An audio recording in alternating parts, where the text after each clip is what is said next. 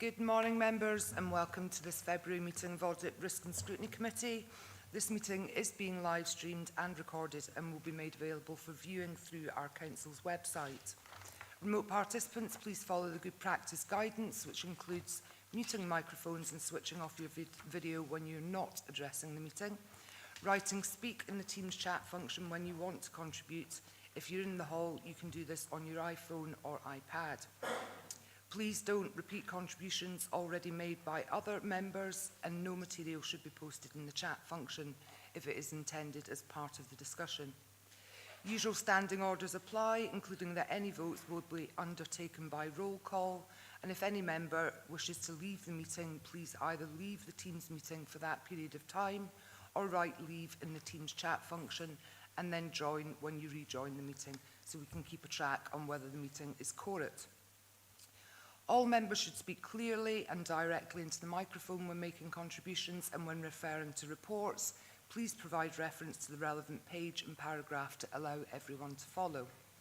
Please focus contributions on areas where clarification is required or to propose an alternative to a recommendation.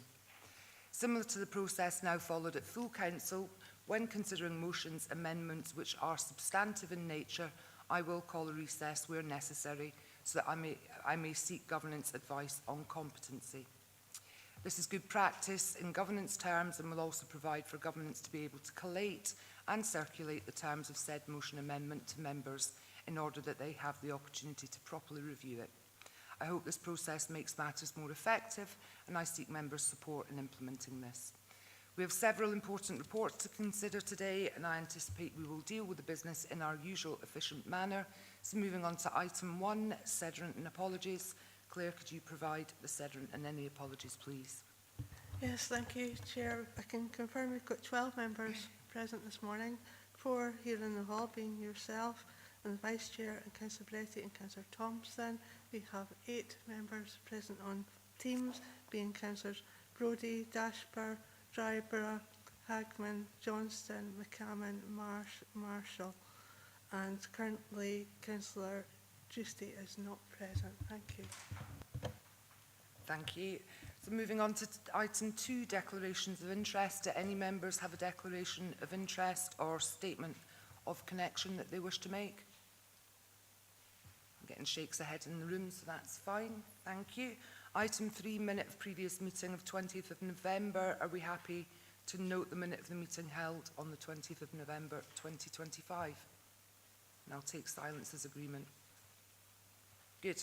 So moving on to the first substantive report, item 4, internal audit reports issued. Report by Assistant Director, Governance and Human Resources. We have Richard Fox in the room with us to assist members if they have any questions, and we also have Karen Scott, Roseanne Jarvis and Stuart Clanahan online if required. And I'll open up the meeting to member debate, assuming that Richard has nothing to add to his reports. Thank you, Chair, but may I ask you to take each report individually? I was going to say we'll take each one in turn. Yeah, thank you. That's fine. So if we move to the report on debtors, do we have any questions or comment on that report? Debtors. Councillor Bretty. Apologies for the hearing loss there, but no. Must be age. Thank you, Richard. I noticed, throughout the various pages between 22 and 26, there are, as you say, or as has been recorded, and I'm assuming this is historic, so it may not be up to date, but it does look as though, when you say level of assurance low on page 22, and how debtors are identified and the debts pursued over that time, and it looks like since 2012-13, that would say to me a problem with either identifying those potential debtors, and then if the debtors have come forward, the structure by which the management or individuals then pursue and identify and alert other members of staff. What exactly do you reckon is the reason why it is low, in your opinion? Thank you, if I may, Chair. The debt has been recognised on the system for a number of years, and as you note, they go back, in some cases, a decade or more. I think the issue possibly is some of these debts have been difficult to collect, and it's a question of whether the council has been either sufficiently robust in pursuing the appropriate legal action against debts which are properly due to the council, or in the event that the council doesn't actually think it's appropriate to pursue it, there is provision to report to members any debt over £10,000. I think it can actually be approved by the Director of Finance or Chief Financial Officer, but it would need to be reported individually to members, and that would be under Financial Code 4. So the question is whether we've been actively pursuing some of these long-standing debts as robustly as we possibly could to recover. And obviously, apologies for speaking a bit of common sense here. Generally speaking, with most debts, the earlier you pursue these and the quicker you do things, the more likely you are to be successful in recovering the money to be achieved. Councillor Berretti.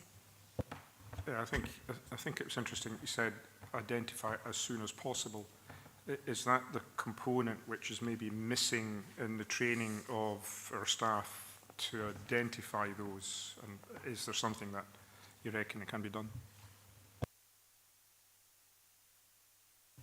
Thank you. I'm not sure whether I quite misunderstood you correctly when I said I think the debts have been identified and have sat on the debtors' ledgers for all these years. I think the issue is about recovery of those debts is the issue in making the appropriate action to recover them, but the debts have been on the ledger for that period. Councillor Dryborough. Morning, Archie. Morning, Chair. Thank you very much for your report here, Richard. I'm just looking at the Action Plan 9, and it says there quite clearly the report did not include individuals with multiple invoices, each of less than £10,000, and there are 32 debtors with a total of 1.4 million. And then you go on to say that, you know, our officers can clear debts of 10,000 that were over 120 days old. But that includes getting support from the Chief Financial Officer under Financial Code 4. I'm just wondering if that's the right area, or can we reduce that or try and reduce that through our committees? And will this action plan be able to reduce the debtors in your opinion? Richard. Thank you. Through you, Chair. I think there is now an increased awareness of these issues, and I'm also aware that we now have a better resourced legal services department than we had previously. And I think what is important is there is regular review and dialogue between the appropriate officers, and I think in a lot of these debts relate to social work, so it's between legal services debtors and social work staff to ensure that we look at each of these debts and decide whether there is appropriate legal action that can be taken, and if not, actually to bring it to members to say, I'm afraid we're not going to get this money in, and report it and take it off the books of the council. Members will also be obviously aware that at any time, when a debt doesn't disappear, there is always provision to write on a debt, and that routinely happens in the case of something like a council tax debt that's been written off. If it's subsequently received or circumstances change, we can write it on back onto the books. But I think debts which have sat around for a number of years isn't the most proactive way of recovering the money that's due to the council. But I think regular discussions will help to address this, if that helps, Chair. Thanks, Richard. Would that Okay, be, thank you. Would that be enabling customer services, or would it be social work that it would report to write off the debt? It's enabling customer services it has to come to. Thanks, Richard. Councillor Marshall. Morning, Sean. Morning, Chair. Thanks. Just in relation, just following on from what Archie said on item 9, and it's, I think, action point 2. It's just in relation to, it states that there was 32 debtors with a total of 1.4 million. So 5 of them are public sector bodies, and the rest, it says 0.8 million is for private organisations. So from that, I'm taking it there's 600,000 owed from 5 public sector bodies. I'm just wondering the reason why we haven't been able to collect that from public sector bodies, unless maybe they've folded since then. But I do think as well, when you look at 7, I think it relates to, we don't know if there might be multiple debts under £10,000 by one individual or organisation. So I'm wondering how, I do think I think you've looked at it, that at the moment the write-off is £10,000, but it's because of the number of debts, is it not maybe better to actually reduce it to 5,000 so that the relevant committee gets to write off or agree the write-off of debts over £5,000?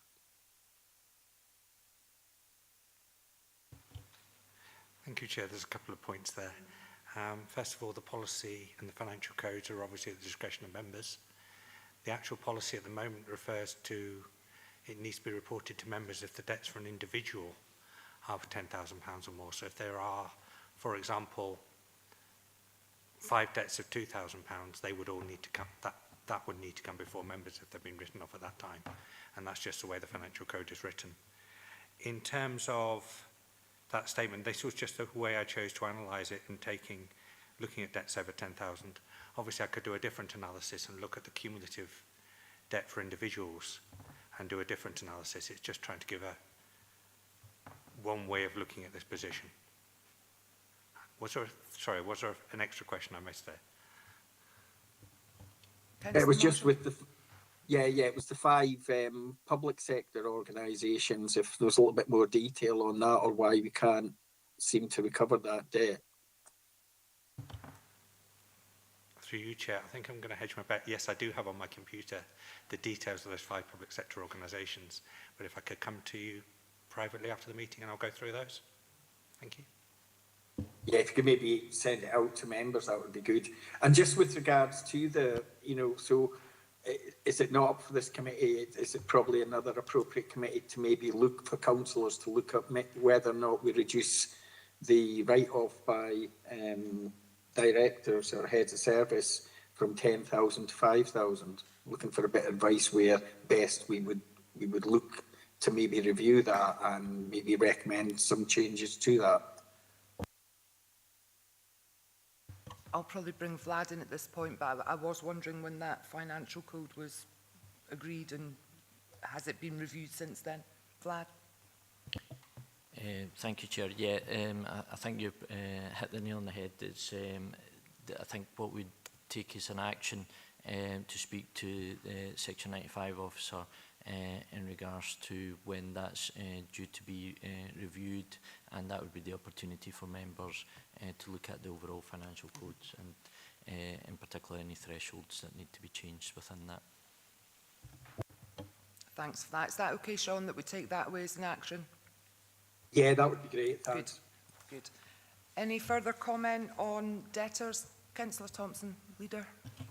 Thanks, Chair.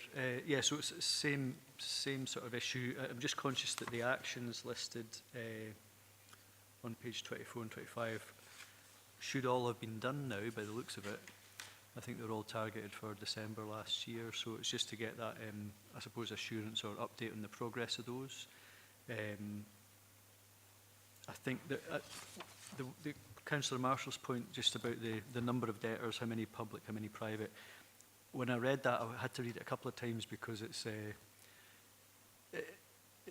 said 8 of the 32 debtors were reviewed, no prospect of recovery. So presumably that's included in the 1.4 million, I think, for the way I'm reading it, of which 5 are public and some are private, but there's obviously individuals in there, presumably too. So I was trying to add up how many of the 32 debtors were public, private or individual. But The other thing is, same with procurement, often you would sort of accumulate any individual invoices against the sort of individual, presumably, and that's part of the thing we might want to look at if we're sort of recording them separately so we don't get a cumulative amount. I don't know if that's what that paragraph means. But in terms of the actions, yeah, clearly we need to be on top of this because the length of the debts and that lack of transparency, I think, really needs addressed. So has that been done now? Thank you. Richard? Apologies, Chair, I've not actually followed up the actions, and you're right to pick up on me for noting the action should have been due, and I haven't brought an update to this committee on those. Our normal process for following these things up is 6 months after a report is done. So I don't have an answer to that, but Vlad may. Vlad? Through yourself, Chair, I think Karen's just put her video on, so I'm assuming Karen can maybe speak to some of those. Perfect. Karen, morning. Good morning. Thank you to yourself, Chair, and thank you for the question, Councillor Thompson. Just to give some reassurance in terms of the review meetings that were scheduled as part of the action plan, those have been set up since December. So we've got strategic oversight and a working group set up that is meeting on a bi-monthly basis and working through legal colleagues to make sure we start to review and make some progress on those cases. Where we get to a point that those can't be can't collect the debts, then they will start to come back through in terms of debt write-off recommendations to members through enabling customer services. So just to give reassurance that those actions have indeed been taken forward within the timeline set out. Thanks, Karen. Councillor Thompson, you happy with that? Yeah, so that addresses the fact that the actions they're now in train. It was just, I think one of them,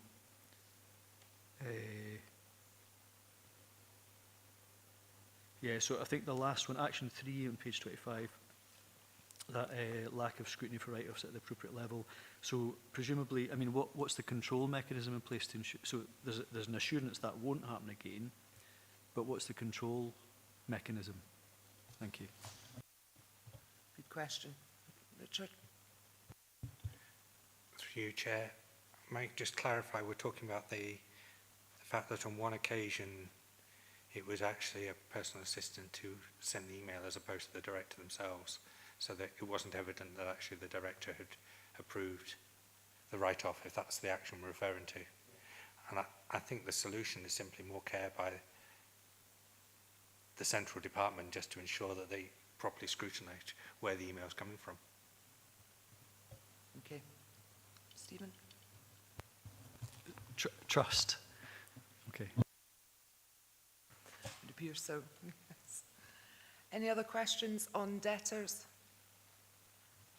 I'm not seeing anybody online, so we'll move on to shift plans. Members, Councillor Barretti.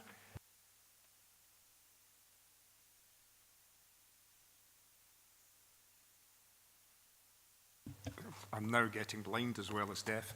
Sorry, I'm not usually accused of not being easy to hear either. Tony. Richard, on 29.22, it does say that this move away from one type of programme to this other type programme, shift plan, and you've seen that clearly there are errors in the system and it needs further development, as you say, with either the software users or the actual users.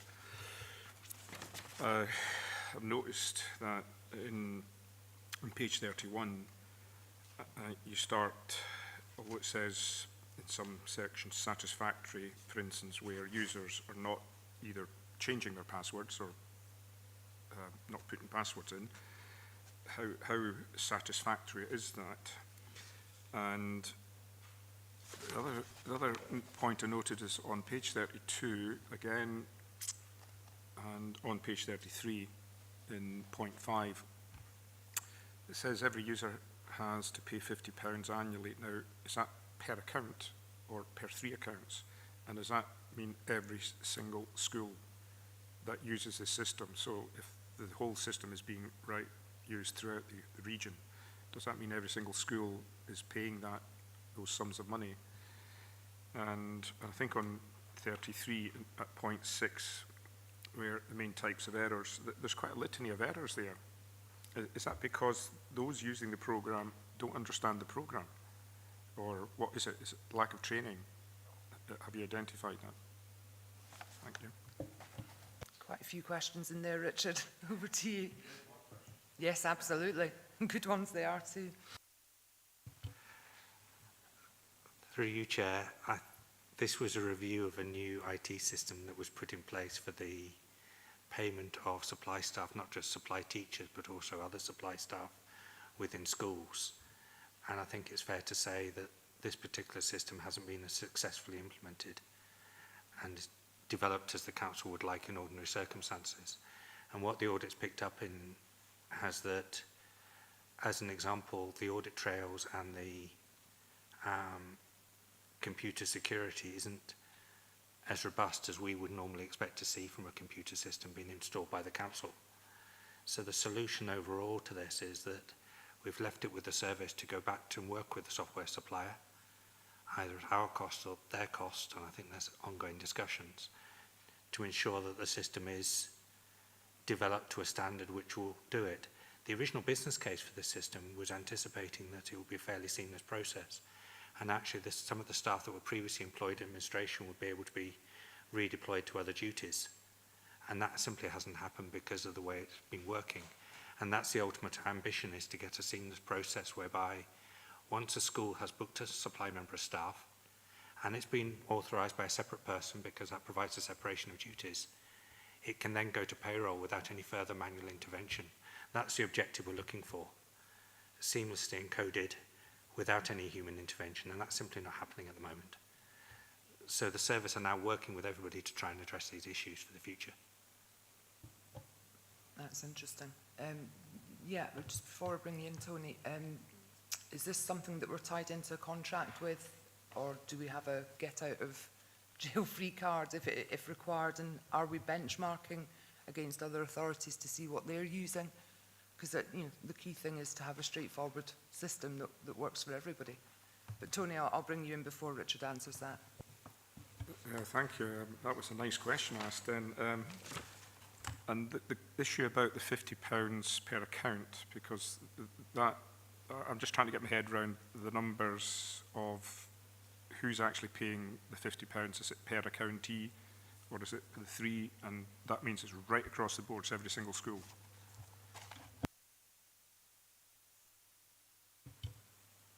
Through you, Chair, I apologise, I don't actually know the total cost off the top of my head of the system, of what it's costing the council at the moment. I just know that if you choose to have more than 2 users in the school, they have to pay for an extra £50 per user, which isn't actually ideal. That might be appropriate at a small school where you've just got 2 staff. It's less ideal as a secondary school. So it's a question of trying to, from a control point of view, it's trying to make sure we've got adequate users in place to provide the segregation of duties and provide the backup for when staff are perfectly entitled to be off sick or not to be around. And you want sufficient users to be able to authorise these things on time so people get paid on time. But I don't know the total cost of the system. May I come back to Gail's questions for a second? Again, it is up for the service. I know they're talking to other local authorities and they're talking to other users of this system, and they are looking at alternatives. This system was procured originally because a national system, I think, had been pulled effectively. They'd stopped providing the national system. I'm not aware that it's a lengthy contract on this particular occasion, so I don't think the council's tied in for a number of years. But again, that might be a question for the service to answer.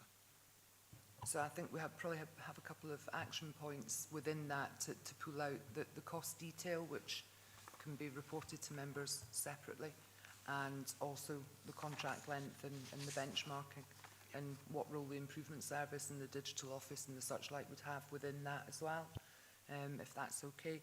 I've got 2 members wishing to come in, Councillor Dryburgh and then Councillor Thompson. Archie? Thanks very much, Chair.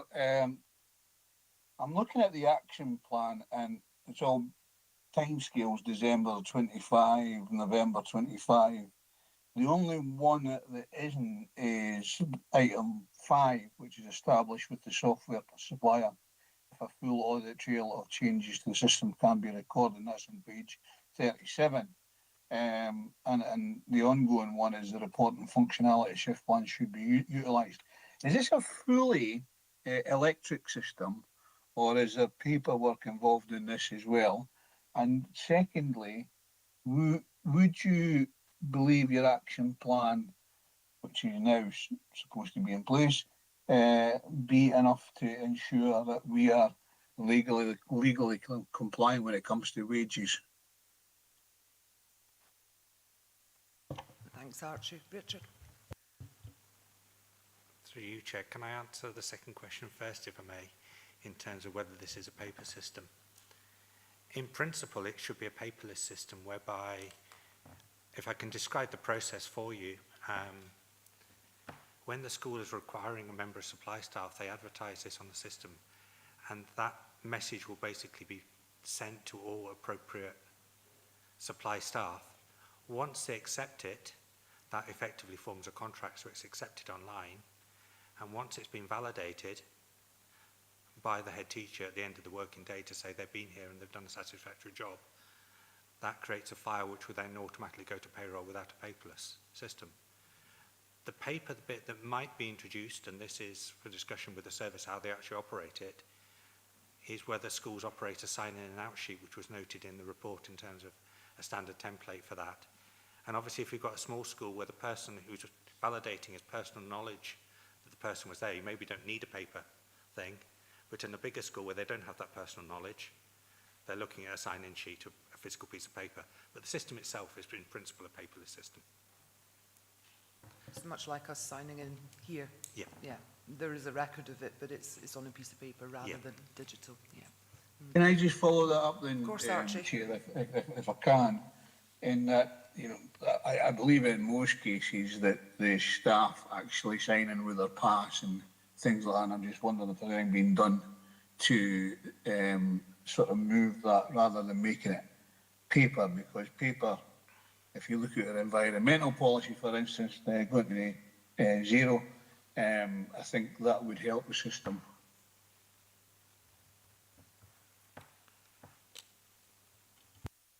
My apologies, Chair, I think that's a bit outside my remit to ask that. I think that's a service level question, really. Yeah. We can pick that up elsewhere through BTS and such like. Yeah. Because I know they're making new cards and things, but for all staff members. Yes, thank you, Chair. Happy to take that away in terms of a query for us to look into. I am aware from past life elsewhere in other local authorities of such systems that in effect you use your card to kind of clock in and out as you come in and out of the building. However, I can also speak to the fact that in 2 of the authorities that I've previously been at, they've rolled them off, and the reason for that is the cost implications involved in this, and it was deemed not to be a good or best value, and therefore they've stopped using these. So that might be part of the answer, but I'll take it away as an action for coming back to members on. Yeah, that was certainly my suspicion, that if you had one in every rural school, small school across the region, it would amount to quite a large cost over and above every other school. Councillor Thompson? Thanks, Chair. Yeah, so partly on the back of Councillor Driver's point just about the dates, I suppose. So again, obviously, a lot of these actions should now be in train, I guess, just in terms of what's been presented to us. So presumably that means that there will be spot checks happening, sign-in sheets centrally issued from schools, etc. So I suppose the natural question is all that happening? Which would be my first one. The other bit is, so it does raise the question, I think you picked up on it already, Chair, just about this particular contract. Now, it looks like from point 1 established with the software supplier, whether or not, etc. And also point 8, the reporting functionality of shift plans should be utilised. But I'd sort of always imagined that when we procure something, we kind of set the brief for what we want it to do first, then buy it, rather than get something and then figure out, well, maybe it should do this or does it do that? You know, so it's usually we would sort of say, this is what we're looking for, put it to the market comes back and we say, right, that looks like the best one that's going to do the job. So I'm sort of curious, it doesn't feel that that's happened here, or something's gone a wee bit awry. So I'm just sort of wondering, there's an assurance about that, about what the sort of process is we followed, because we could have protected ourselves from the start, I feel, if we'd sort of designed what we wanted first, if that makes sense. Thank you. Richard, you possibly don't have the answers to that, but I'll pass over to you anyway. Thank you, Chair. I think I've said a bit in my introduction that I think it's fair to say it hasn't gone as smoothly as we would like on this particular occasion. In terms of the follow-up, can I make an offer to members that normally I'll bring back after 6 months? But if I was to bring a follow-up report on this paper to the May Committee, and we might be able to address some of these issues there in terms of the contract costs and the implementation of the actions. Because what I'm sensing from this room is that there is a bit of concern about this particular audit, and as you rightly note, some of the actions should have been due to be implemented by this stage. So if I was to bring a report back in May, would that be acceptable to members? Yeah, absolutely. And I think it's probably sort of working with Karen and procurement as well as to why we ended up with this particular system and not others, and where that decision was made. Because there's many systems out there, you know, why have we ended up with one that isn't, the whole role of audit is to look at this and scrutinise it, but if it's not working, then we need to find an alternative. Stephen? No, and I appreciate that it might be that it is actually an okay system, it's just that for whatever reason, but I think that's the bit we don't really know, having looked at it, it's like, well, we can't really be assured of that, but it may turn out to be okay, it's just we need to have that discussion with the developer and or our teams that are meant to be overseeing it properly, but thank you. Good, thank you. Councillor Marshall? Thanks, Chair. Yeah, it's item 1 on page 30 and 31, which is the system has been set up to provide a robust control framework, including effective segregation of duties. Level assurance is low. It's just in the last paragraph on page 31, which is quite concerning when you see that of a random sample of 50 bookings, 8 booked and validated by the same user, which is a breach of the financial code 3, and then that represents about 1 in 6 of the sample taken. So on the action plan on page 36, it does say that agreement with the supplier to restrict a school user from validating a shift that has been booked by the same user. I take it that has that been implemented now? I'll give you a moment to look through the appropriate pages. Thank you, Chair. Councillor Marshall is quite right to raise the concern, but I cannot provide the assurance at this moment whether that has actually been implemented because I've not spoken to the service since the report was finalised. My apologies. But again, I can bring this back in May. So that'll form part of the sort of interim follow-up. Yeah, that's fine. That okay, Sean? Yeah, thanks. Okay, any further questions on shift plan? No, good. So we'll move on to purchase cards. Any questions on this from members? Councillor Beretti? I did hear and see you this time.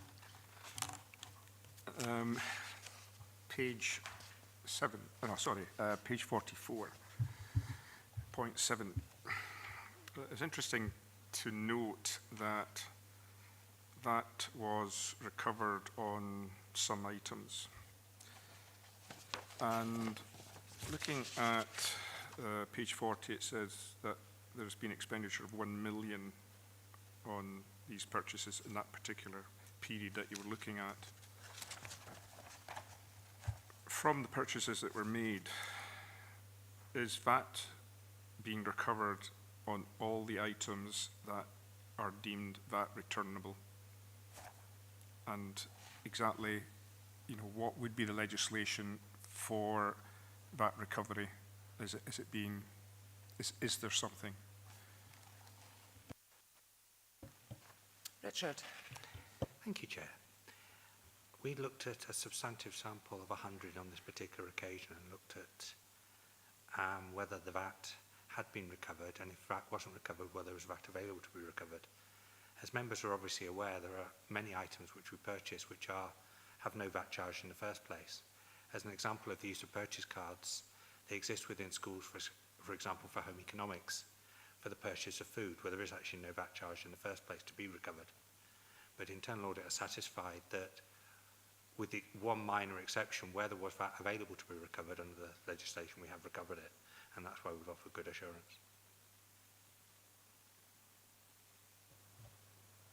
Tony?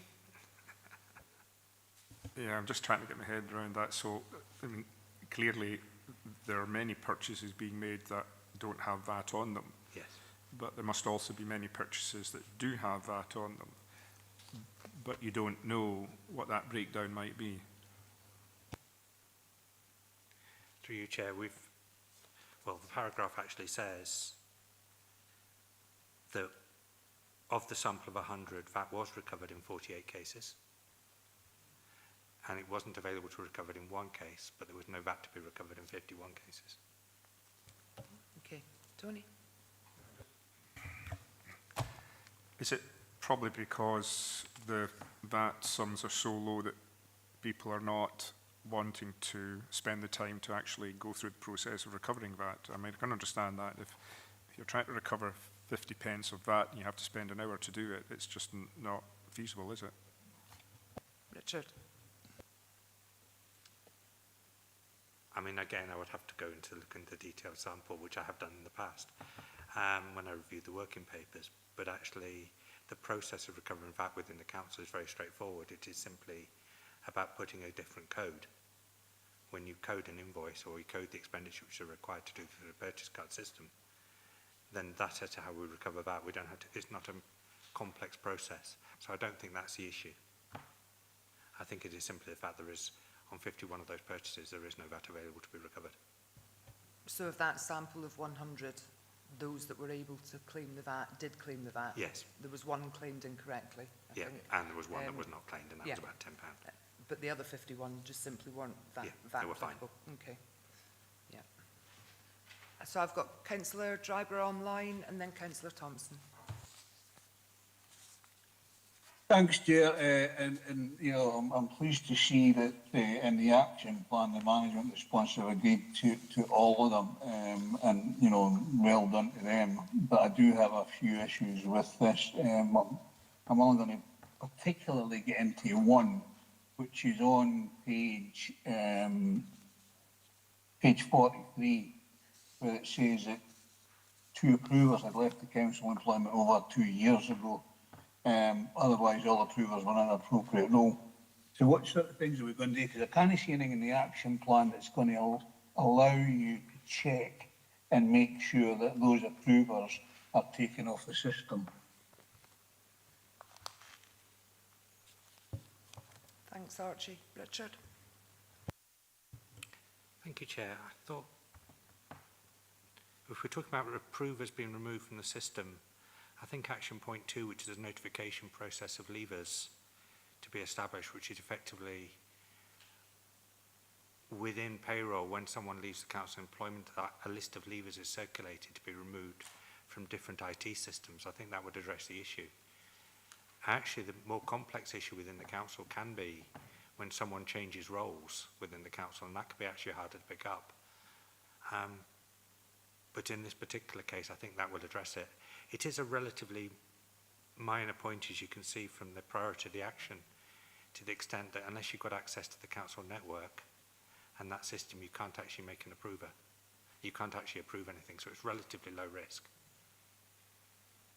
So once a member of staff leaves the organisation and their email gets taken out of the system, that's it, they can't access? Absolutely right. Yeah, okay. Archie? Yeah, I will say if you look after the low stuff, the rest of it will be taken care of as well. Okay. Councillor Thompson? Thanks, Chair. So it's on think if I draw attention to page 45, part 8, and it's this whole Financial Code 3 issue, which is picked up under action point 4, in terms of the reminders being sent to budget holders now. Clearly there, if you're looking at that in terms of what was sampled, those 20 purchase cards, of which a third weren't used, a third were approved, and a third weren't approved, roughly.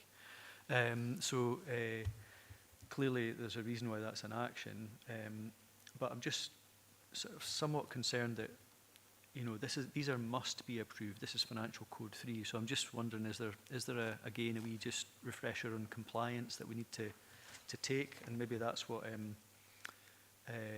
the additional reminders being sent to budget holders to authorise, which is the action point on page 48.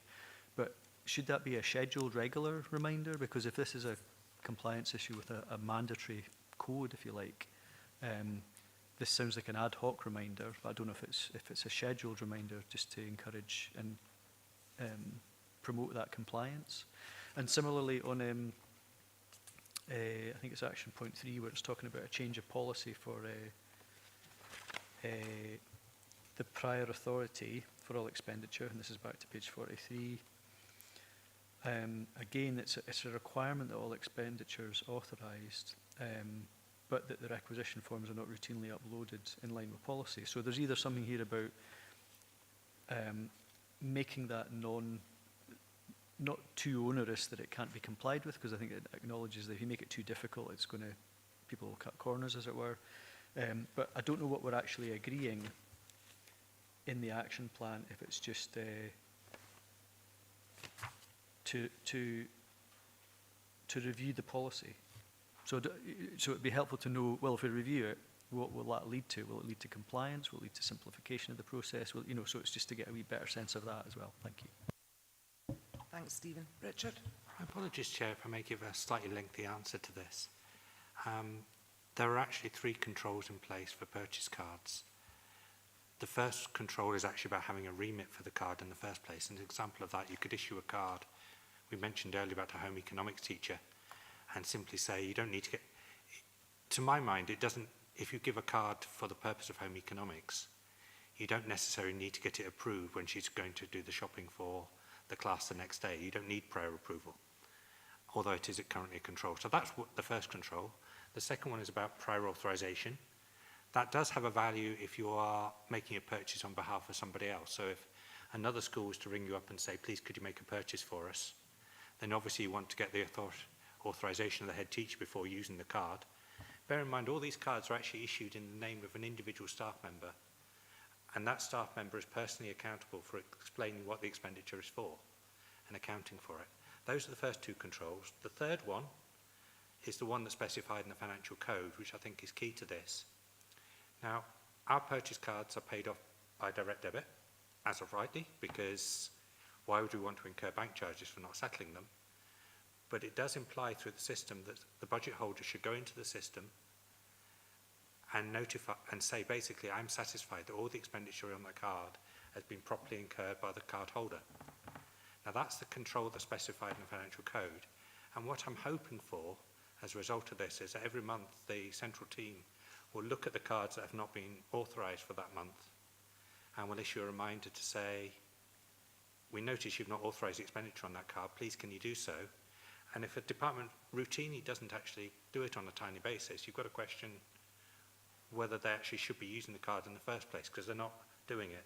But my expectation is that every card will be authorised every month within a reasonable timescale, allowing for annual leave and so on. So it's not a one-off reminder, it's a permanent reminder. It's a regular reminder.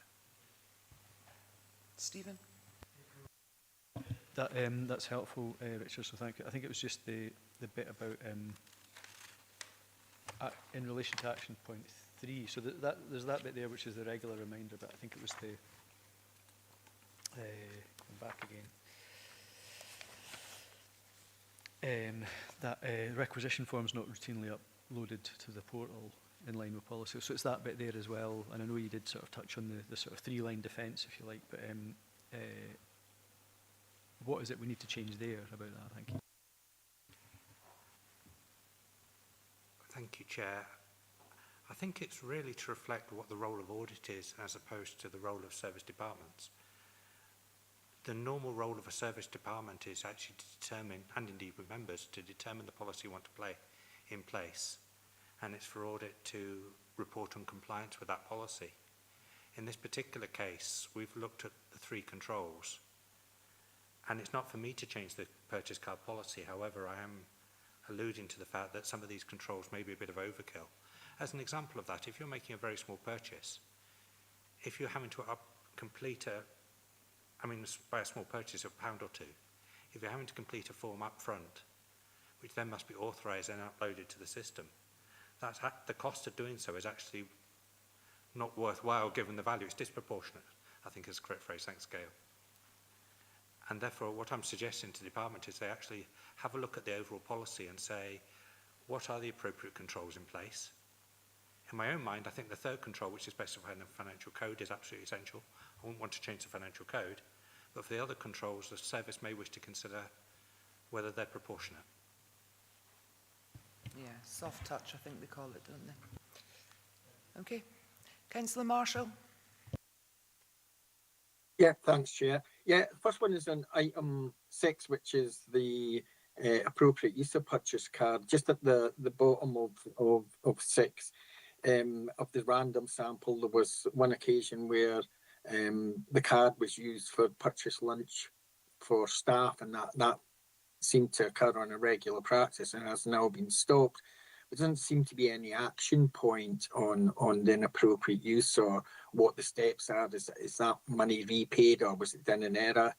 And I see on the next item, which is on 8, the sample had, there was 27 cards with 656 purchases where the transaction statement hadn't been approved. I see there's an action point on that and I think it's already been alluded to by the officer about, the steps that are in place, but hopefully we'll see some improvement in that, because if people are given cards, then they should make sure that there's authorization of those cards.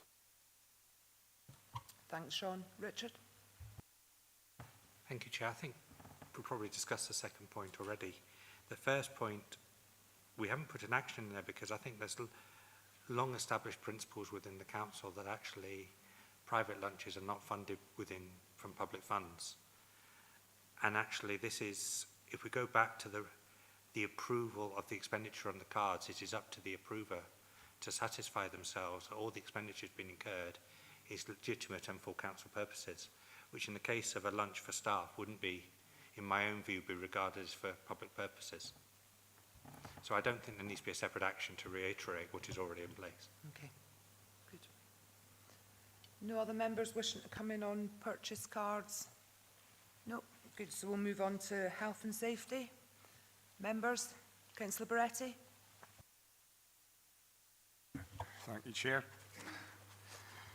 I noticed between page 52.2 and page 58, where you've got the action points on 3 and 4. Going to the action points, the health and safety team is already aware of the risks, but how far advanced? Because in point 4 it says implemented. Now, is implemented, does that actually mean completely implemented or in the process of being implemented? And obviously health and safety is an ongoing thing. If members of staff are permanent, that's fine, but if you've got people who come and go, maybe say 6 months, 10 months, those people also need a certain amount of training in health and safety at different levels. So is there an issue with the process, or how defined is it? Richard? Thank you, Chair. May I just clarify with Councillor Bertie the question? Are you referring to action point 4 in terms of a health and safety audit programme? I suspect both. It does, on point 3 in page 58, it says timescale June 26. But then on the next point it says implemented. So I'm a bit confused as to is it in implementation, but clearly there is, as you say, a risk and health and safety issue of getting enough staff in the various departments and various assets trained. Thank you, Chair. Sorry. May I answer the action point 4 to start with? The long answer to this is that, and it is alluded to in the audit opinion, as it's referred to in the audit opinion, the health and safety team have not been as properly fully resourced as they would have liked over the period. And there's been a lack of, there's been reactive work, but there's been a lack of proactive work for the past year. Now, in terms of the implementation of that, there's a new health and safety officer who is responsible for this. I have seen an outline of a health and safety audit program. Now, this is just an outline at this stage, and obviously it's to be done, and this is from the start of this year. And the benefits of that audit program will only be seen to be delivered once, obviously, it's taken 12 or 24 months to go round and do a risk-based audit plan across the entire council from that team. So it's implemented to the extent an approach has been developed and an indicative audit program has been developed. But in terms of actually rolling out that audit program, if I make an aside, I apologise, Chair, I've been around this council for a very long time, and I can remember in the past that health and safety audit reports have actually been brought back to this committee. I'm aware there's also a joint safety committee with members on as well, and I think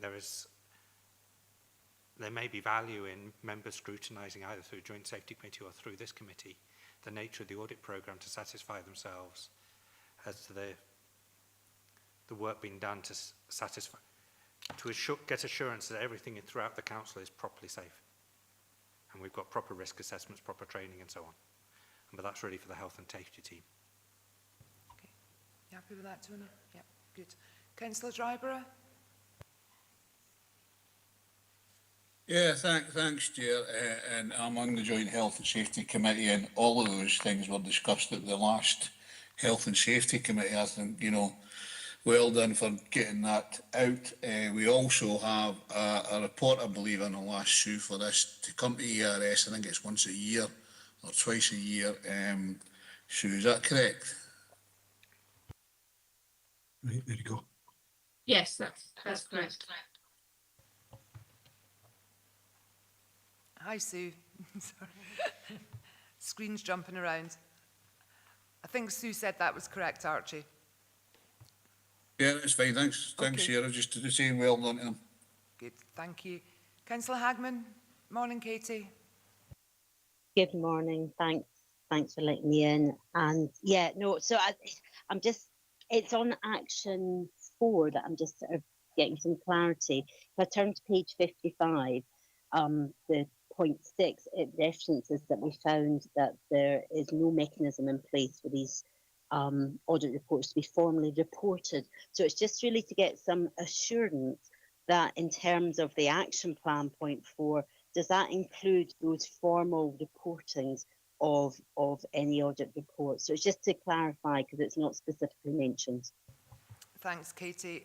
Stuart's just popped up on my screen, so I'll hand over to him. Morning, Stuart. Yeah, morning, Chair. Thank you. Yeah, just to give that assurance that the findings from the audit programme will be reported through Joint Safety Committee, an Audit Risk and Scrutiny Committee as part of our normal update report. So please expect that. Thank you.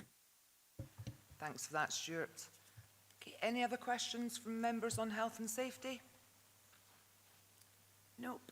So we'll move on to primary school funds. Members. I think this is moving in the right direction, isn't it? Councillor Dryborough. Thanks, Chair. And yeah, I think you're right. It's moving in the right direction, but is it moving fast enough? Is the question I would ask. I'm just looking at page 62, and there are adequate governance arrangements for operation of each school fund, including the public. And most schools will now have a fund committee or a parent council, but there's a constitution document for its school fund, and I'm just wondering if there isn't a fund committee or a finance committee, do they abide by whatever the constitution document is for its school fund? Okay, Richard, before you answer that, I think you wanted to come in, and my apologies for not bringing you in ahead of Councillor Dryborough, but I'll hand over to you. Thank you, Chair. The introduction I was going to give to this paper was merely that members be aware that on previous occasions we brought a report on nursery school funds and also secondary school funds. Now, the issues, the department which coordinates schools is the same department, and the overall conclusion is that actually there have been improvements, lessons learned from those previous two audit reports which have been brought to bear on the primary school sector without us specifically looking at it. To answer the specific question, these funds, as members will be aware, are actually parental funds, and it's always good practice to have parents involved in the scrutiny of those funds, either through a separate school fund committee or through a parent council if it's done, as opposed to making decisions simply by the school management team. There is a template constitution. And ideally that should be adopted by all schools just as a matter of principle, because within that template it actually very clearly sets out the expectations of the council in terms of the management of those funds. Thank you. Thanks, Richard. Are you happy with that, Archie? Yep, thank you. Good. Any further questions from member Councillor Thompson? Thanks, Chair. So I was reading this and it struck me that even the actions and recommendations are very much in the spirit of good practice. It would be good if you did this. So there's a couple of specific questions. One was around item 3 on page 63, just in terms of the authorisation of payments. So I just wondered, is it happenstance, or was there a requirement, or is it just so happens that all the permanent council employees are the ones that have access to the bank account, which in this sense it reduces the risk, but is that a requirement, or it just turns out that way? And would it make any difference if it wasn't that, in line with what you were saying about the template constitution, where really you would have that parent body maybe have an oversight and scrutiny of what was happening with the school funds, which is, you know, I think where you were going with the last point there. The other bit, on page 65, item 6, just reviewing the 5 items of expenditure. So the constitution, which isn't necessarily adopted, says that school funds should not be used for flowers and gifts for staff, but that's what it was used for. Now, and again, it's sort of like, I think the actions seem quite gentle, and I'm just sort of wondering, yeah, it would be good if you did that, but at the end of the day, it's kind of up to you. So, you know, maybe you could speak to that a little bit, because it sort of felt a bit different from some of the previous reports, but over to you, Richard, through yourself, Chair, hopefully. Thank you, Chair. To begin with, in terms of school bank accounts, I think I've mentioned at this committee before, as we've moved away from cheques, which were very simple to provide dual authorisation in terms of 2 signatures, we've moved on to online banking. Now, there is online banking available which requires a dual authorisation process, but not all of it does. And as with so many of these things, there is about a balance of risk in terms of, are we satisfied whether the risk to the council of having one person able to effectively make a transaction to the bank account and take the money is acceptable to members. Now, members may recall that when I took a report on secondary school funds before you, the sums of money in the school bank accounts was typically over £100,000. And actually in that case, dual authorisation was an absolute must, because without wishing to get into discussion of fraud particularly, with that sort of money, there is the risk of a cut and run fraud, of somebody taking the money and running. The money in primary school funds is typically much lower, and therefore if the people with control of the bank account are actually council employees, we do have a greater ability to recover the fund should they take it, not only in terms of they would lose their job, but also we have access to their pensions, ultimately if they committed a criminal offence. So actually the risk to us is actually lower than if it was a parent. In practice, I don't think it is coincidence. I can't tell you definitively whether a parent should be allowed access to run the school fund bank account, but I don't think it's a coincidence it's actually staff that do it, because in practice, unlike a parent council bank account, which is for fundraising and that nature, these transactions are for the benefit of the school. So I think it's I would be surprised if any parent was actually running a school fund bank account. Stephen? And I forgot to ask your other question. Just on that point there, though, so I accept what you're saying there, and it does make sense. However, it just seems to have panned out that way. It doesn't suggest that there's anything recommending that that be the case, other than noting that it happens to be the case. It does seem to lower the risk of what you've just described. So should that be a guidance note to say it's probably better for it to be a member of staff because of the reasons you've just said?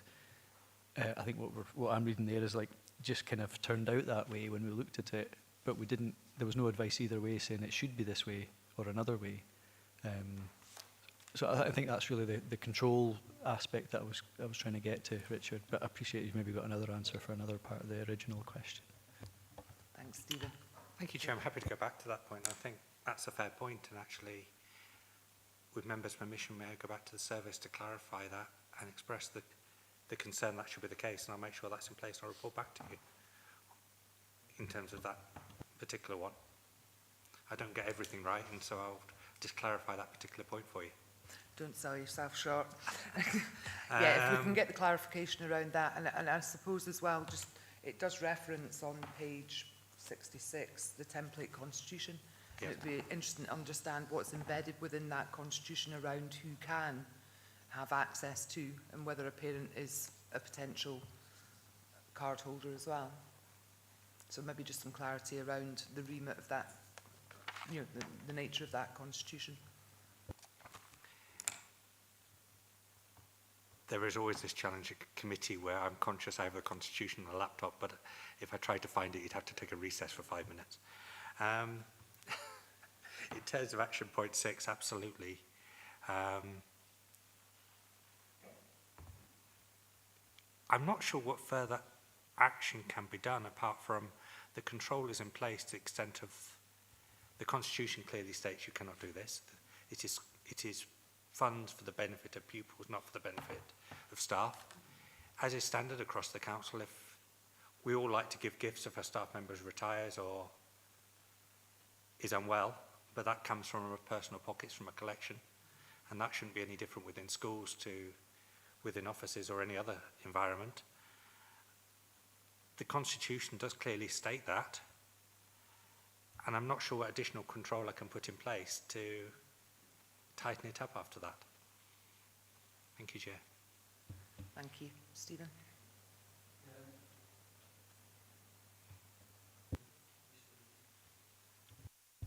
Thank you. Yeah, I think that was kind of the point. Other than make a comment, there's no, a lot of the time the Constitution hasn't been adopted, and that's part of the challenge. But the fact that that does happen, and we're sort of drawing attention to it, is kind of like we're just pointing out something and saying, well, there you go. I mean, that's happening. So and there's no real control mechanism, like you say. But I suppose it's interesting to note and discuss it in public. Thank you.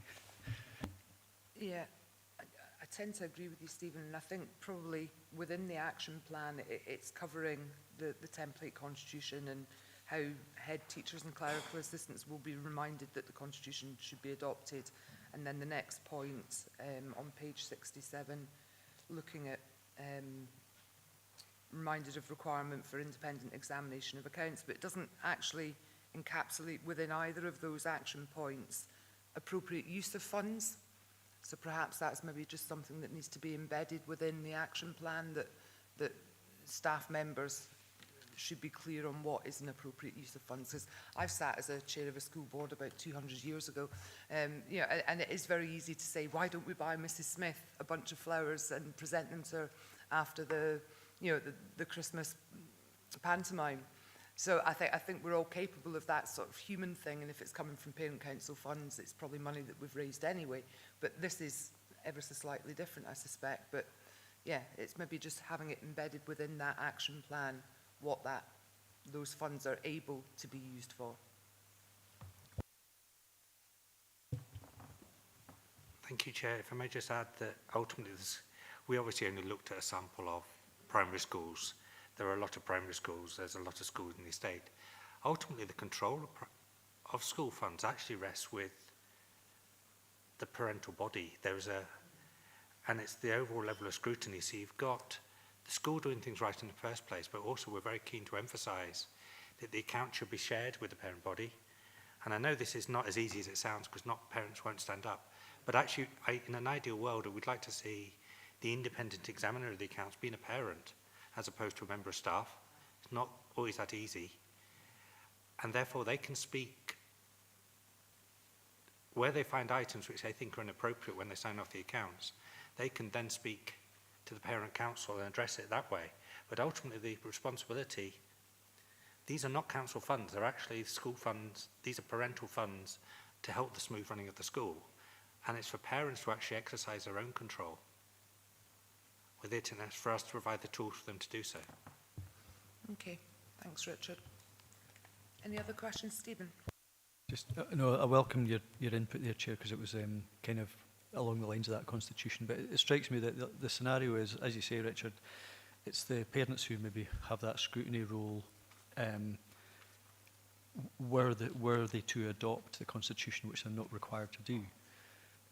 So there's a wee bit of, we can suggest it. It doesn't seem to be required. All the money holders are members of staff. You know, so, and at the end of the day, there's no real comeback. It's like we can buy flowers, fine. We don't have the constitution because we don't have to adopt it. We haven't adopted it, and it's up to the parents to do it. And you know, there's maybe, it just feels like there's a lot of. I'm sure it's all meant well, and it's a trusting role as well in schools often. So, but I think there is that weakness around the ability to actually put any controls in this at all. I would suggest, but that's what came through when I sort of read it. But thank you. Okay, thanks, Stephen. I suppose my only question with that would again go and looking at page 66. It does say head teachers and clerical assistants will be reminded that the template constitution must be adopted. So it must be adopted. So it's not a shoulda, woulda, coulda. It is a must. But some are clearly not at the moment, I think, is what we're establishing. Vlad? Yes, through yourself, Chair. Yeah, just to confirm, so in the table, that's a management response, so that's a response from education themselves in terms of what they have already implemented. Okay.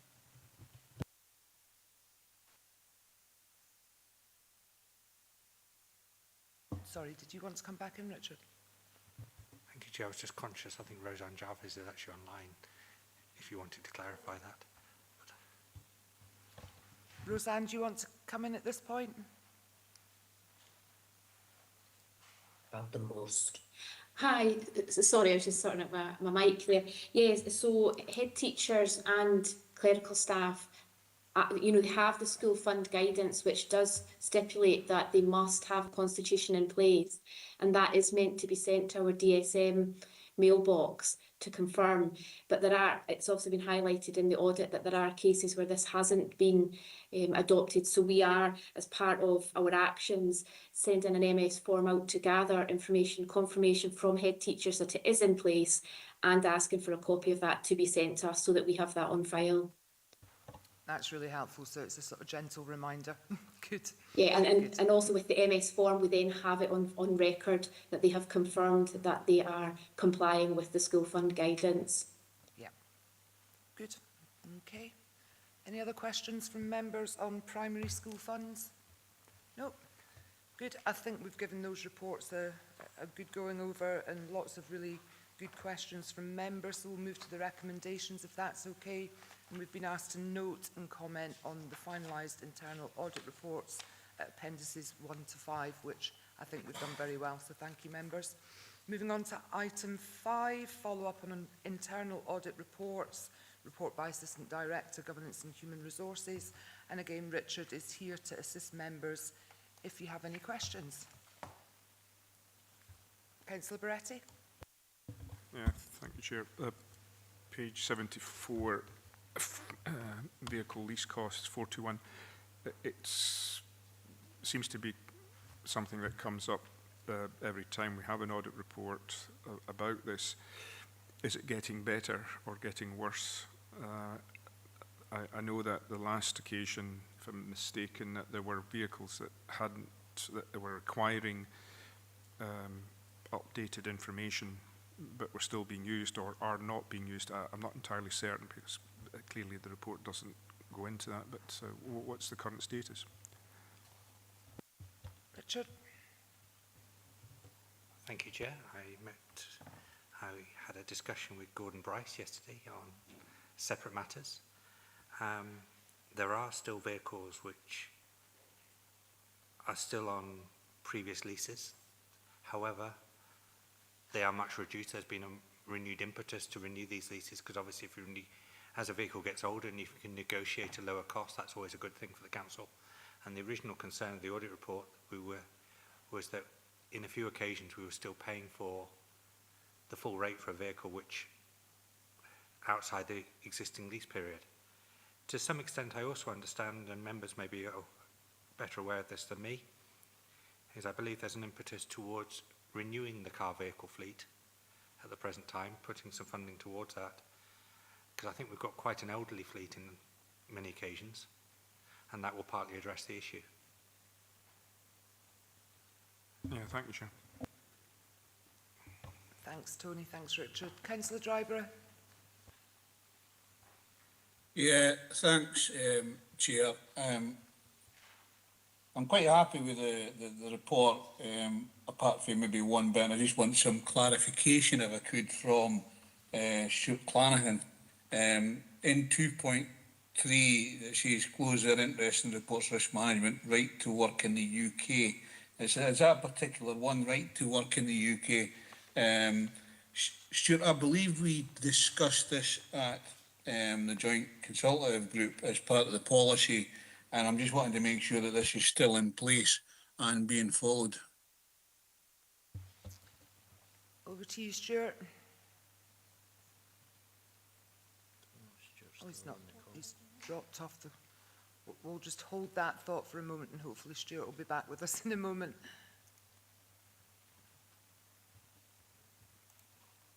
I'll bring in Councillor Hagman at this point. Katie? Yeah, thanks, Chair. I mean, it's actually on a similar point because looking at it's page 73 over to page 74 in regards to the right to work, it says there were 7 actions, of which 3 were medium, but in the appendix it only references the 3. So what were the other 4? Were they all fully completed? What happened to them?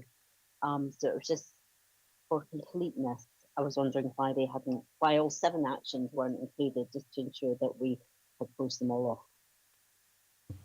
Thanks, Katie. I think that's probably another question for Stuart, so we'll maybe just to hang. Richard can come in at this point while we're trying to get Stuart back online. Richard. Thank you, Chair. It is merely the format that we've rated actions into 4 categories and we made the decision. But again, it's for members to make a decision to influence me on this one, that says only actions that are rated high and medium will be followed up back to members. So the other 4 actions are simply, they were regarded as low actions or service improvement actions. Now, in those particular cases, the approach I've taken to date is that we don't formally follow up those actions because they're less significant. But again, that's up to discretion of members to influence me. Okay, thanks, Richard. Hi, Stuart. Sorry about that. I'm going to bring Councillor Dryborough back in with his question, and then Katie, if she wants to come in as well, although I think Richard possibly answered that one. Archie? Hi, Stuart. Thanks, Chair. I'm just looking at the recommendations, and especially 2.3 is the right to work. I remember doing some work on this with you as part of the joint, was the health and safety, the joint consultative group as part of our policies, and obviously that will continue today because I've seen a few excellent migrant workers who are our care workers at the moment. So I just wanted to make sure that that was continuing, because we've been asked to not look at it again as part of the recommendations. Thanks, Councillor Driver. I absolutely give you that assurance. That's something that's an ongoing programme of work. It's not a one in and one out. So the right to work is something that's firmly within our team plan and our agenda going forward. Hope that answers your question. It does, thanks. Thanks very much both. Katie, are you satisfied with the answer from Richard, or is there anything that you need from Stuart? I am. I guess it's just at what point do we want to maybe review that approach or not? But okay. Thank you. Any other questions from members? No. Okay, with that we'll move to the recommendations, and we're being asked at 2.1 to note and comment on the progress made by management in addressing internal audit reports as detailed in paras 4.1 to 4.23. 2.2 to continue their interest in kinship care, high cost residential care packages, transport compliance and privacy notices, excuse me, agreeing to receive further reports in September 2026, and final recommendation to close their interest in the reports on risk management, right to work in the UK and vehicle lease costs. Are we happy to note 1, continue 2 and close 3? Good, I'm getting nods to the head in the room. Thank you. Moving on to item 6, draft annual governance statement 2025-26, report by Assistant Director Governance and Human Resources, and we have Fraser Davis in the room to assist members. Anything to add to the report, Fraser? Thanks, sir. Just to kind of, I guess, really emphasise to members, this is just the initial draft of the report. It will come before members multiple times again through political group meetings, back to this committee in May, and I guess it does appear as part of the draft accounts in June before full council as well. There is still a lot of work ongoing with other officers from across the council to try and develop this further, additional topics to be included, or kind of where we need to make improvements. So just to give assurance to members that is taking place currently. We have an officer working group it's currently sitting with now. Good. Yeah, hence the draft. Work in progress. Thanks, Fraser. I've got Councillor Driver online. Thanks again, Chair. On this one, I do have not so much concerns because we're going to be going through this as part of the process. You did mention about, following up on political groups, and I don't know if there's an issue here about maybe having a seminar to allow all members to have a look through it. So I'm just wondering if that can be actioned or what. Or what? Fraser. Okay, Vlad. Thank you, through yourself, Chair. We're more than happy to action that if that's a wish of the committee. Obviously, as kind of Fraser's pointed out, there's actually various forums for members to input into that, including ultimately full council, and therefore that might not be required, but I'm in members' hands on it. Okay, thank you for that, Vlad. Archie, we'll maybe come back to that. Yeah. Yep. Councillor Marshall? Yeah, thanks, Chair. And it's really just because it's at the very onset of the first draft, I think it's appropriate maybe to raise some issues now. Hopefully it can be incorporated before it gets further down so that it maybe reflects a more honest reflection, because I do feel the report at the moment is a little bit sugar-coated.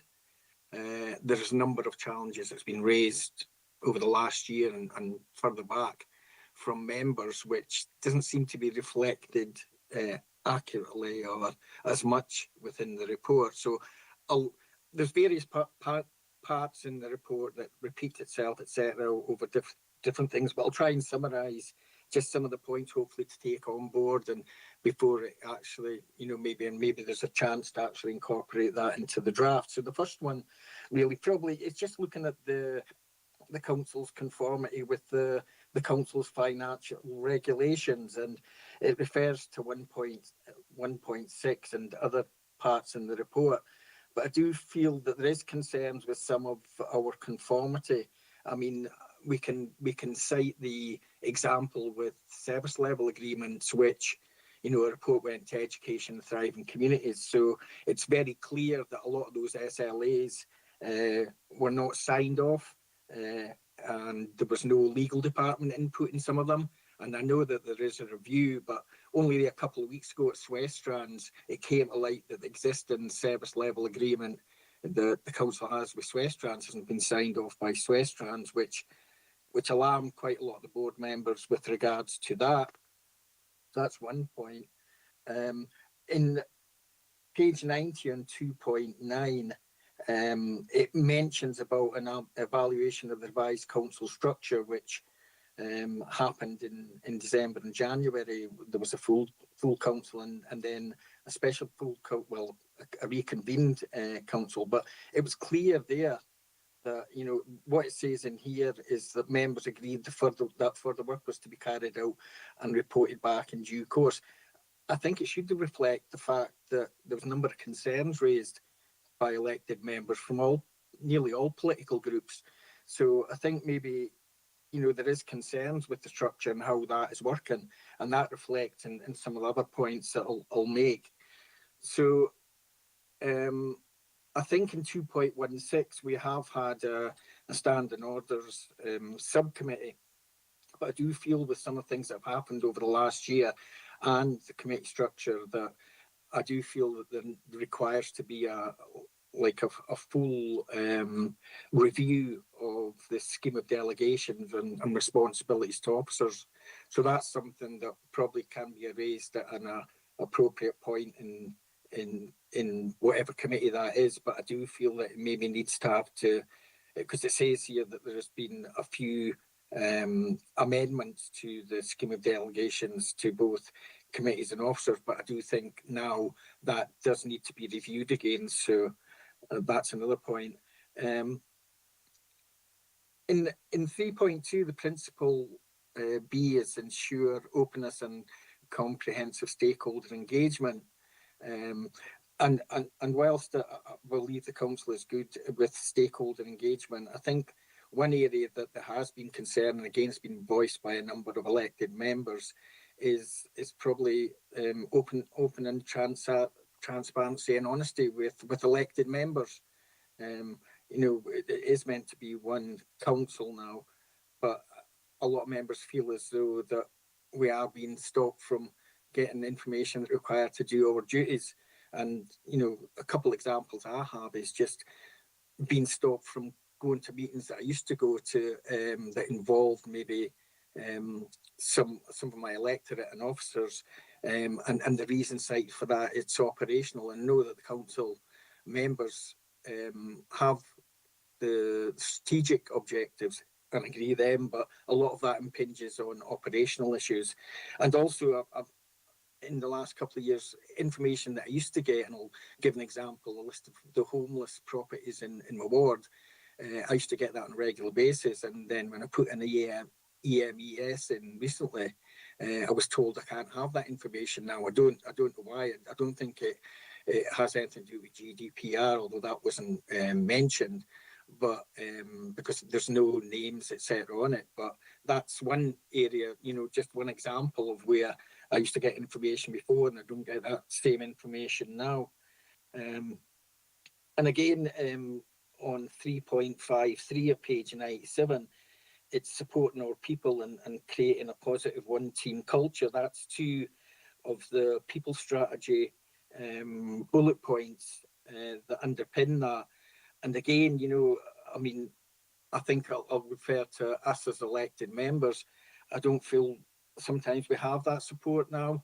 I think I've never seen it before that we've had 3 elected members reported Standards Commission in the last year or so, and most of them have been through the council report to us. So I do feel, and I think a lot of members feel, as though that there is a certain them and us. So I think, again, there should be reflection in the audit report. And finally, and there's another, I've got a number of other points as well, but again, you know, it seems to be with sugarcoating 3.55, page 97. You know, it's quite a kind of glowing report on what we're doing on vacancies, where I think a lot of members have major concerns on the number of vacancies we have, the seemingly lack of being able to actually fill those vacancies timorously enough, putting pressure on other members of staff. And, you know, we've seen lots of kind of savings being brought to budget, which is vacancies that haven't been able to be filled. So I just thought, I just wanted to kind of reflect at this early stage my feelings on the report, but I do think it needs to be a little bit more accurate and honest on the way that the council is performing. Thanks. Thanks very much for that, Sean. I think you've sort of teased out some really important points within that, and certainly I think what we need to establish today as a committee is what is going to be the timeline between now and the finalisation of the report in June. What is going to be the process for elected members to absolutely feed into that, because there isn't a timeline here.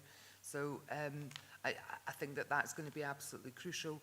I'm assuming, and I'm looking at Stephen when I'm saying this, that it will probably go to leaders panel at some point for some detailed discussion. You've already cited group meetings and sort of input from groups and individuals, which I think is really important. I'm always conscious of time and diary commitments, so I don't know whether a seminar would be possible. We'd need to go away and look at that.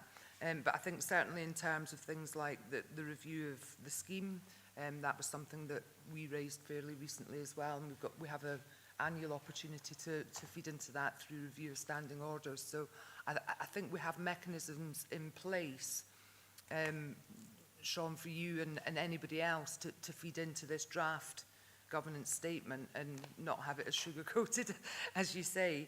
But it's just maybe understanding where we're at with the timeline, Fraser, that enables us to influence that. Yeah, no, thanks, Chair, and thanks, various councillors, for your comments. Regarding the timeline, that's probably my fault. The committee did agree a timeline report, actually, tail end of last year, I think, on this. So that's just my fault for not duplicating that. So elect member engagement was initially planned to be over kind of really just following this committee, you know, between February to March, really. I'm aware there's, elections taking place in the coming months, which will probably have an impact on member availability as well.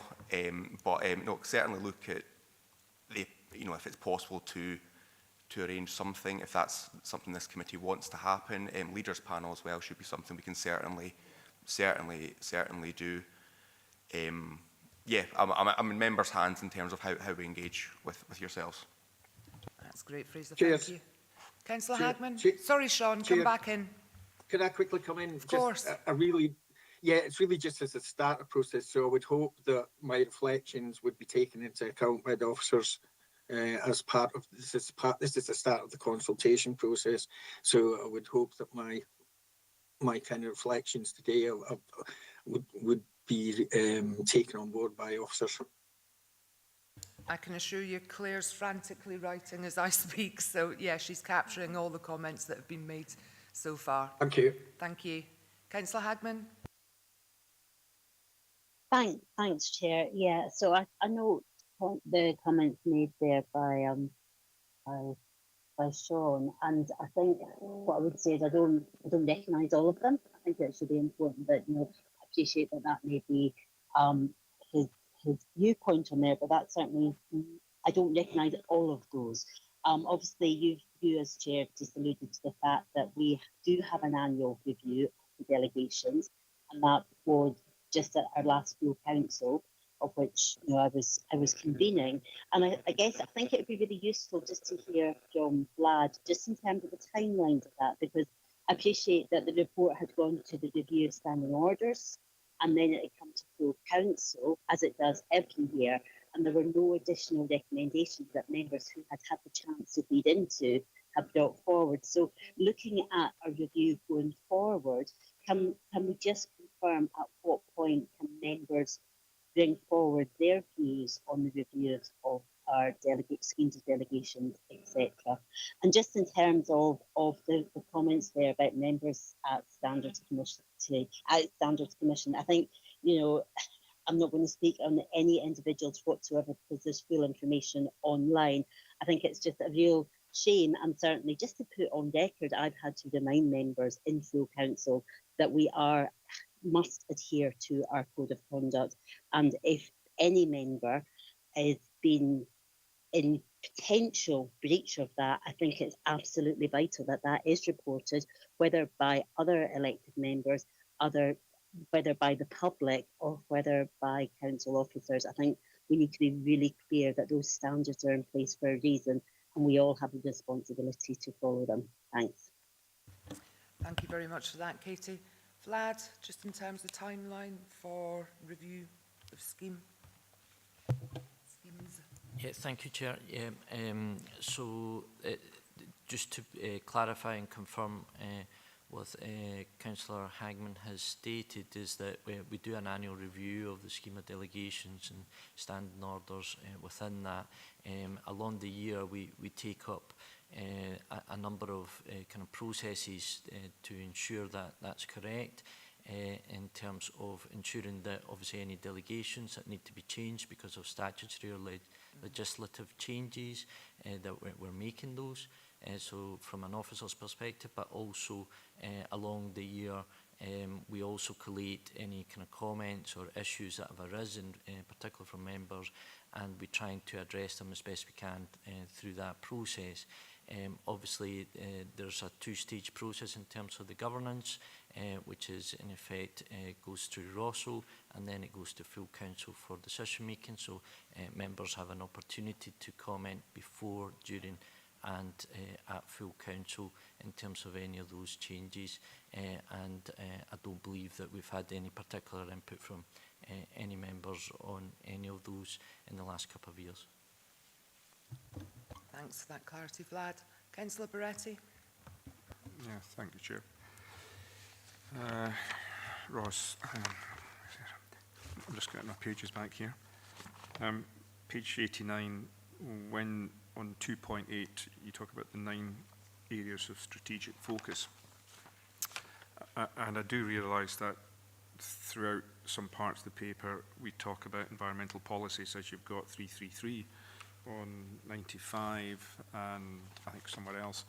But I'm just wondering, should it really not be 10 key areas of focus? Because I would want to think that environmental policies don't always encapsulate everything that, say, for instance, the Paris Accord is wanting governments, certainly on this side of the pond, to achieve, irrespective of what else is happening elsewhere.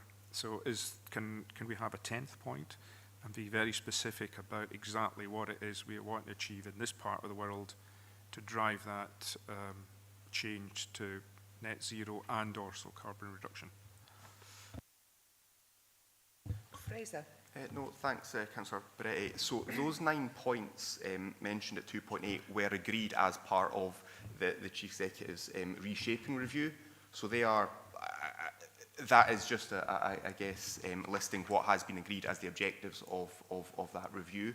In terms of your points about the environmental policies, aspects, aims and aspirations, can certainly look to strengthen that within the report. I do know, we've just agreed, well, not just, but a few months ago, set up the climate and biodiversity, etc. subcommittee, which is reflected in this report.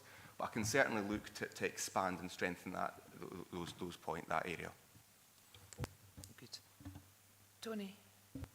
Yeah, I would like that. I mean, obviously being part of that particular group, but it is a slow process. But as long as we have a very defined goal that we can say, right, that's the goal, that's what we should be doing. Right, thank you, Chair.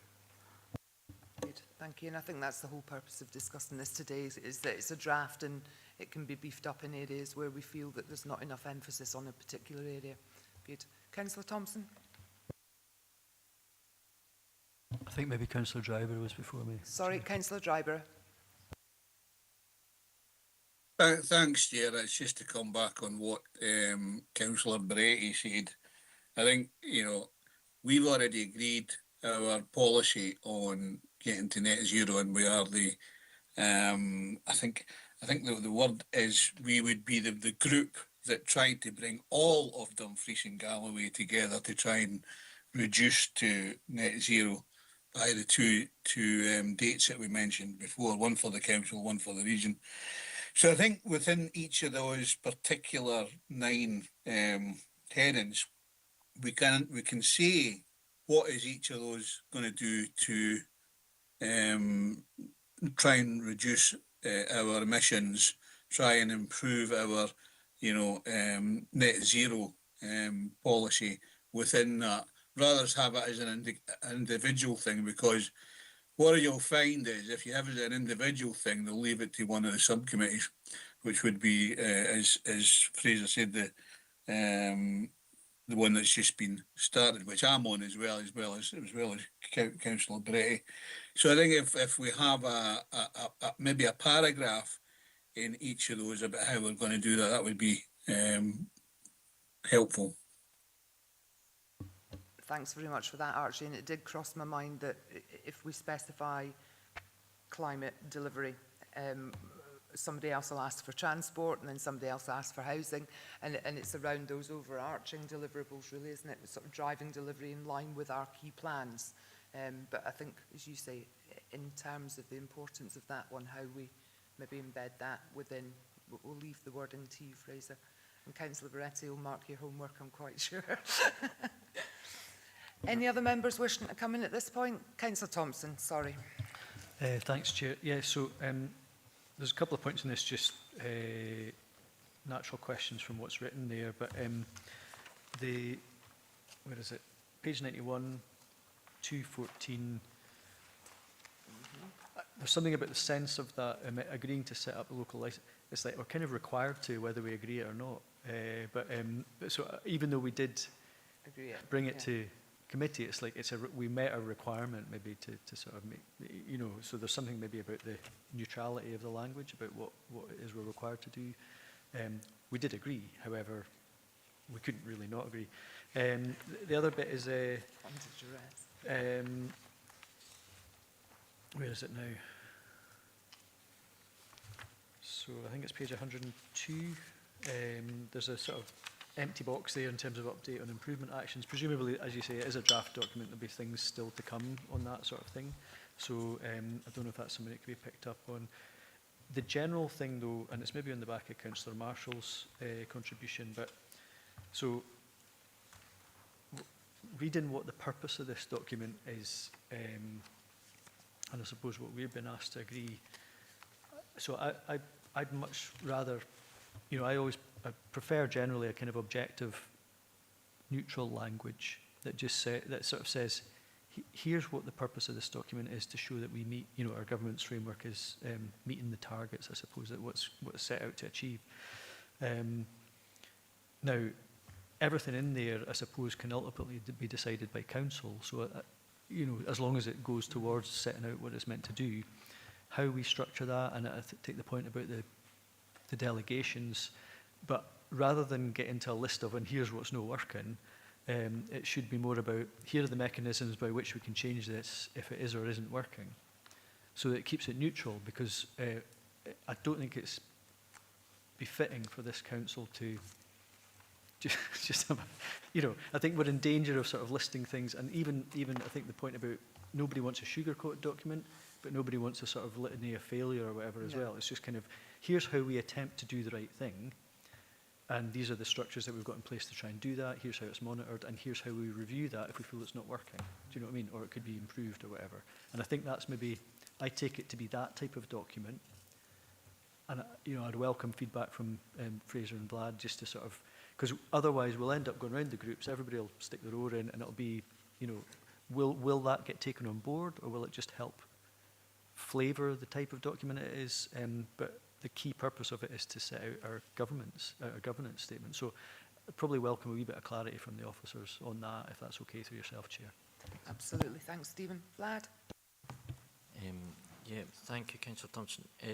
Yeah, I think the annual governance statement, the main aim is to look at the last year and look particularly at the kind of principles around governance and in effect look to see how we are managing that within our structures, within our mechanisms and within the decision making that has taken place. And therefore that's what we try and reflect. So it's just kind of last year's reflections as such within that.